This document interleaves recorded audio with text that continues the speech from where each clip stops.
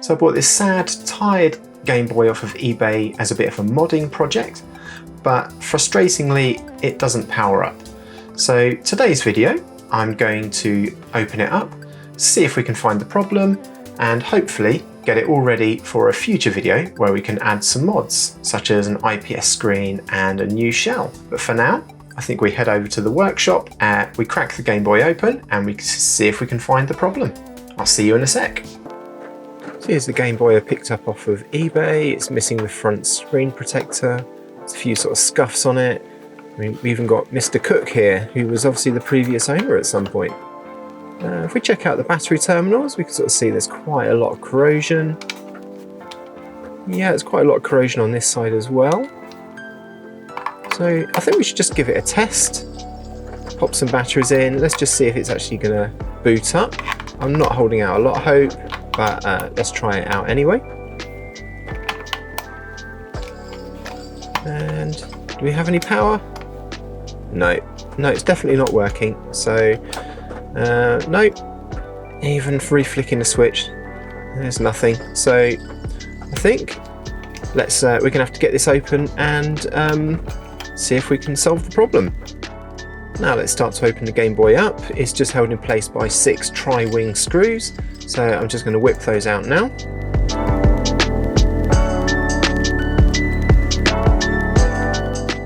The last 2 are just under the battery compartment.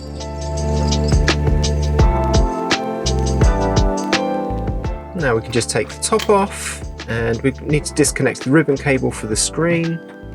Let's just try and get a better view for the camera. There we go. Just pop that off now. Alright, we can move that out of the way and starting to check out some of this corrosion.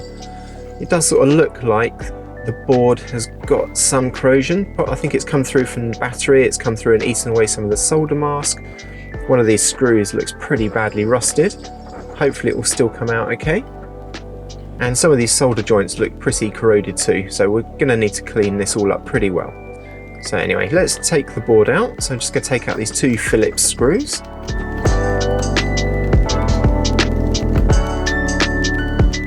And there's another 2 down here that hold the soundboard in place. And hopefully we can just lift this out. Can't quite get a grip on it. Oh, there we go. Got that out now. Now we can just use a screwdriver to poke out the battery terminals so that we can get those cleaned up.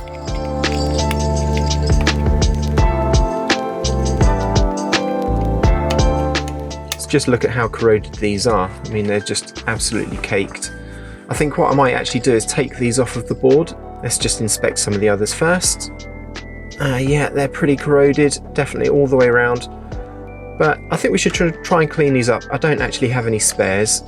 I might order some, but yeah. I think let's clean these up in the first instance and see how we go. The rest of the board doesn't actually look too bad. There's maybe a little bit of corrosion on the board there, but I don't think there's actually anything to worry about on here. Anyway, let's take out these battery terminals so that we can dunk them into some vinegar. So I'm just going to use some solder wick and a soldering iron just to lift out some of that old solder. And hopefully these contacts should just drop out. There we go. Let's do the next one. You can just see all that corrosion falling off with the soldering iron.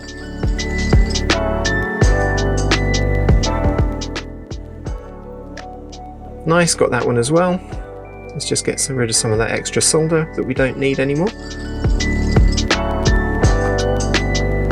It's still a bit stuck in place. Let's just bring the iron back over, see if we can loosen that off.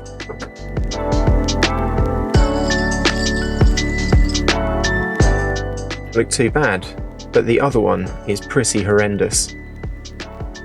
So what I'm going to do is just add these to some vinegar to clean them up. So we'll drop them in and yeah, you can see straight away fizzing away to get rid of that corrosion, eat that corrosion away. So I'm probably going to leave these in here for about 10-15 minutes, see how we go from that. So I won't make you hang around for that long. Let's just make sure these are getting well soaked, move them around a bit.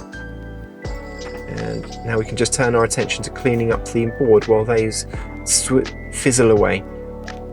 So I'm just going to use some vinegar on a cotton swab and just rub it over all the joints, just trying to remove any of that sort of corrosion.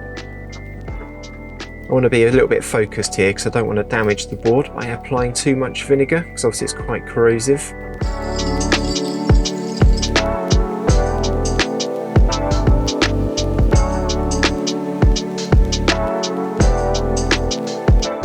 You might not be able to see it on camera very easily, but it's sort of fizzing away along the bottom of the cartridge connector. So obviously the corrosion's got right up inside there. Some of the solder mask is lifting up, but it's not too bad. I don't think it's going to cause any issues. And it is cleaning up quite nicely actually. The corrosion's coming off quite nicely. Alright, let's see if we can get these pins cleaned up a little bit. They do seem to be cleaning up a bit actually, so yeah, the vinegar's doing quite a good job of actually cleaning these up, so they're losing their black appearance and going back to a nice solder joint. I mean, maybe at some point I'll have to go back in and reflow the solder, but let's just see if we can get it up and running today. Now I'm just going to go over everything with a toothbrush and some alcohol, just to try and finish cleaning it up. Just using a toothbrush to get right into the little nooks and crannies. Let's just go over the rest of the board, just to get rid of any muck. Just get a little bit of alcohol into that switch as well, just to make sure that it's not the switch that's actually causing any issues.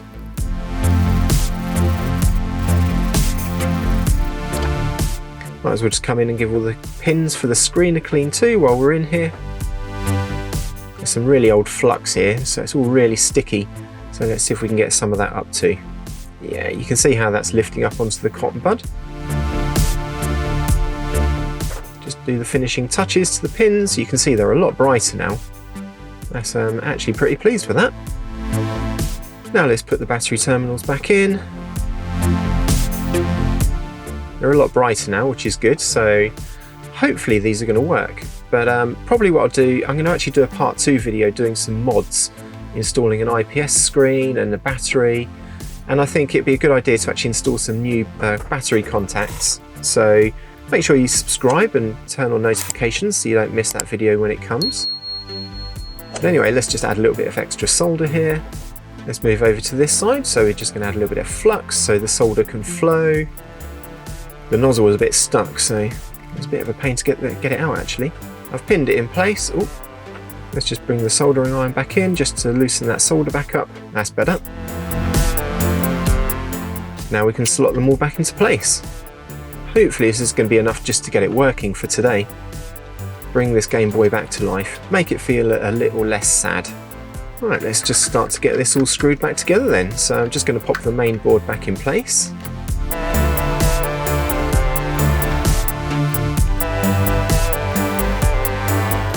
Let's get these screws back in that hold it down.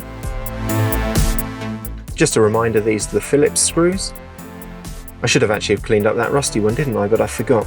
Anyway, we can switch it. We can do that next time in part 2. Anyway, let's screw the soundboard back in place. Get that ribbon cable seated back in. And then I think we're about ready to button this bad boy up. So let's do that now.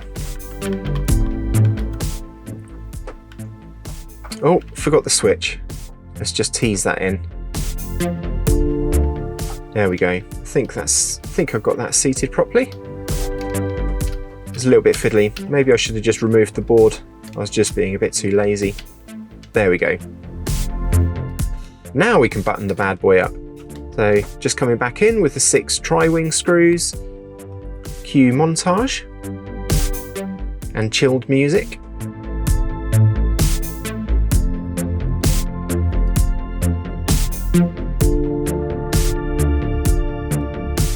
Sorry if you can hear the rain outside, but it's absolutely chucking it down.